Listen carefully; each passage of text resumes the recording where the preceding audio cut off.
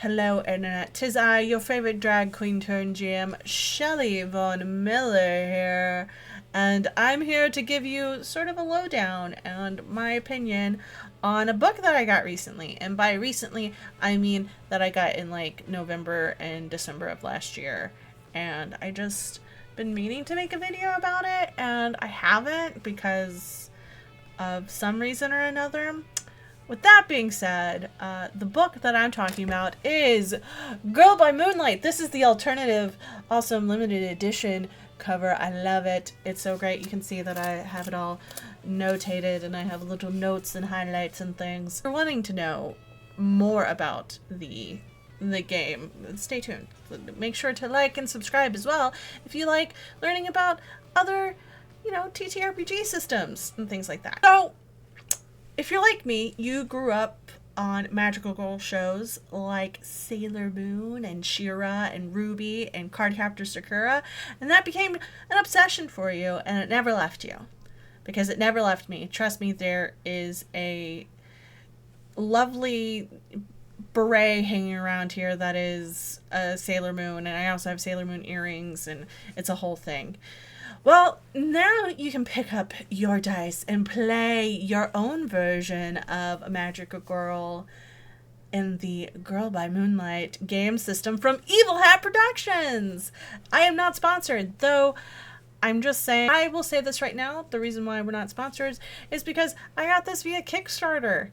Yeah, I backed the Kickstarter because I love freaking Magical Girl stuff. Now, as you can see, like I said before, mine is wonderfully tapped, but if you want to get your own version of like the standard edition, you should probably stay tuned. I'll tell you where you can get it. So you're probably wondering, what is Girl by Moonlight? Girl by Moonlight is a D6 collaborative RPG that utilizes the magical girl trope to fight bad guys and explore heavy topics of self and community. This book was created by Andrew Gillis and a wonderful team of creatives that not just created the books, but also zines, and it was a Kickstarter backer thing, and I love it, so I'm really excited. The system is based on the Blades in the Dark system that is by John Harper. So if you don't know what the magical girl trope is, lucky for you, I'm kind of a nerd and I will make sure to educate you. According to tvtropes.org, the magical girl trope comes from the Japanese manga and anime scene. They are magical girls empowered by various means with fantastic powers that both assist and complicate their lives, but manage to persevere despite everything. Funny enough, the trope is not originally from Japan. It actually is taking kind of this idea of a magical girlfriend from TV shows from the 50s and 60s like I Dream of Jeannie and Bewitched, which is kind of cool because of like the witch trope and everything in the magical girl genre. In manga and anime, there are 4 subcategories whenever it comes to being a magical girl. There's the cute witch, magical idol singer, magical girl destruction, and magical girl warrior. In the West, the most popular one is the magical girl warrior. Think Sailor Moon, Ruby, She-Ra, things like that. So, how does Girl by Moonlight utilize this trope in the TTRPG space? Well, the great thing is they tell you in their introduction. The game reinterprets the classic examples of the genre to create an allegory for self-discovery and queer identity. As a queer woman who grew up watching these wonderful women in cartoons do this thing, I totally was on board as soon as I saw just like a poster. They also state that Magical Girl is a shorthand and that the game is not limited to femme presenting characters and people. It is rather they are people whose identities put them in the margins. They must conceal their true selves, conforming to the world's suffocating expectations, even as they work in secret to transform themselves. I love it. I love this inclusivity in the game. I love inclusive games. Okay? I love inclusive games. So how does this game work? Well, one, you have to put yourself in a TV mindset. The campaign is a series, and each session is an episode. So the players are the protagonists who embody a single character within this wonderful world, the trope of which is in the playbooks that they are gonna take up the mantle of. The GM is the director and is literally called the director. So you are guiding, if you're the GM of a Girl by Moonlight game, you are the director. You're guiding everyone. You're making sure things are cinematic and stuff like that. You're ready to zoom in on individual characters and highlight their inner and outer turmoil, which is so good. Of course, there are core rules and mechanics like actions, attributes, help actions, and the like, but the number one thing is to be a fan of the people at the table. That even includes the director. When you're getting angry at them, you can't help but be a fan.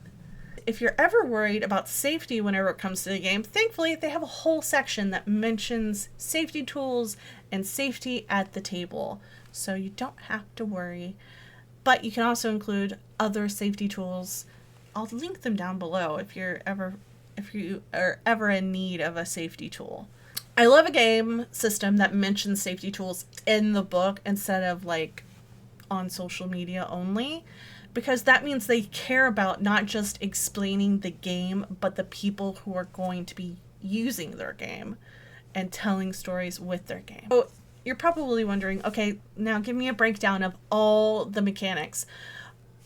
No, there is a book, I promise. I promise there's a full book, because even though I would love to break down 51 pages of the core system, if you're familiar with Blades in the Dark, I think you'll understand how to play the game.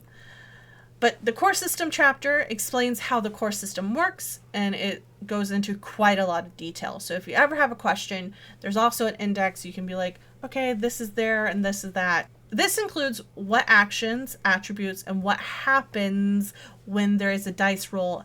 And there's also key parts to the system that are a little bit different from Blades in the Dark, like Transcendence and how it works, links, stress, and eclipse mechanics that are, again, very much part of the system, and how to mitigate harm and consequence. And I love that. I love that it's not just built for a GM, but a player in mind. The chapter also covers death, because it is very much a real thing that happens within the genre. I mean, if you remember Sailor Moon, they were dying every season and coming back. So you have to think that it's going to be a thing in the game. Trust me, if I was to go into full breakdown of this book, this video would be hours and hours long. If you would like a breakdown of the book, please let me know in the comments down below and we can figure something out. Maybe I'll do a live stream of it on Twitch. By the way, go check out my Twitch. It's twitch.tv/ShellyVonMiller. I'm live most days. One thing they go into a lot is the cycle of play. Think of it like acts in a show.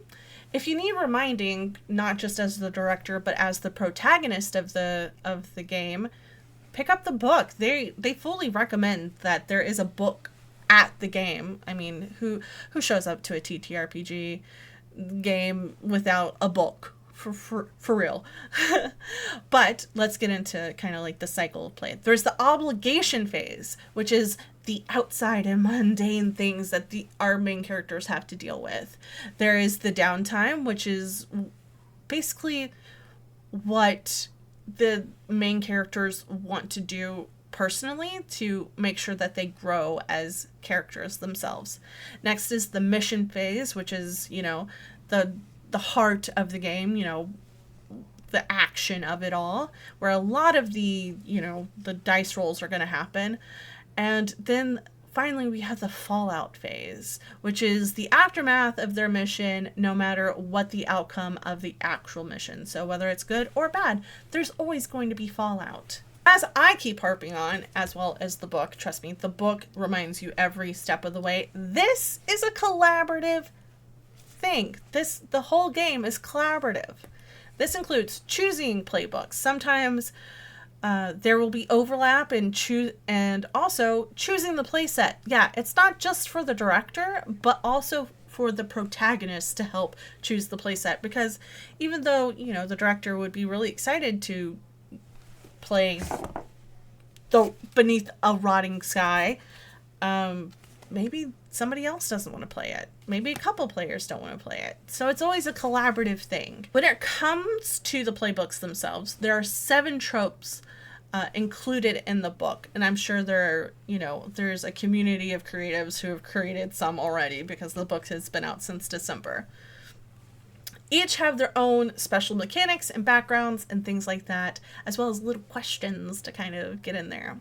For example, the time traveler seeks to defy fate by utilizing their knowledge to help change what will happen. For instance, if you eclipse in this, which is mentioned in the book several times, you are setting aside caution for instinct to drive action, and you can only escape eclipse, which is kind of cool that you can escape it, by the fated person you are bound to change their fate. So if you kind of go against fate, hopefully the person that you're bound to go against their fate as well.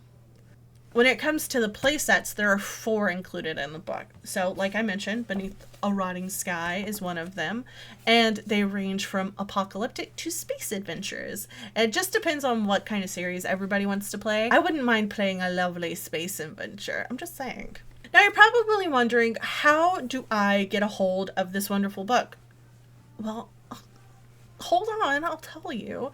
If you're looking for a digital copy, go to Roll20, TTRPG, also go check out Itch.io, as well as I believe Evil Hat has a digital copy as well. They're all $15. If you're hurting for some money though, check out the Itch.io page. There are over 11,000 community copies that were fundraised through the Kickstarter. I helped with the bundle that I got. If you're looking for a hard copy, go check out the Evil Hat website, as well as your local game store. Maybe they have it. Who knows? Oh yeah, I almost forgot. Oopsies. I kind of teased something about, a special thing about the video, and I kind of held up this thing. Well, if you're wanting a copy, I guess I can give you one. You want it, right? You want this one? It's a standard edition, don't get me wrong, but you want it, right? Well, go check out the tweet that comes out with this video and follow the instructions there. You will be signed up for the giveaway, and it's void where prohibited, and this is no way associated with Andrew Gillis, Girl by Moonlight, or Evil Hat. Trust me, I just want to give it away because as much as I love having 2 copies of things, I feel greedy having a hard copy to myself. If you're watching this after the giveaway is over, I apologize, but do go grab a copy no matter what. Like I said, go to the Itch.io page and things like that. The links are down below. So you're probably wondering, what do I think of the book overall? I love the book. I will say this right now, it is not beginner friendly. There are a lot of things that you have to kind of break down and understand, and as a Blades in the Dark newbie, I will definitely have to go to the original system and kind of figure out what's going on. I've played games that have playbooks and things like that already associated with them, but I'm a newbie to Blades in the Dark, so I will definitely have to brush up and figure out how to play this game properly. With that, with all that being said, I'm really excited to play this. I really want to, and I just want to be freaking a Sailor Scout for I've always wanted to be a Sailor Scout since I was just a little girl, and printing out Sailor Moon pictures and having a whole binder full of Sailor Moon pictures that I found on the internet. With that being said, thank you so much for watching the video. Make sure to leave a little likey poo and subscribe. It's free. We're trying to get to 500 by the end of 2024. And also leave a comment. I want to know what your favorite magical girl show is. I don't care what it is. I want to know. Please, I want to know.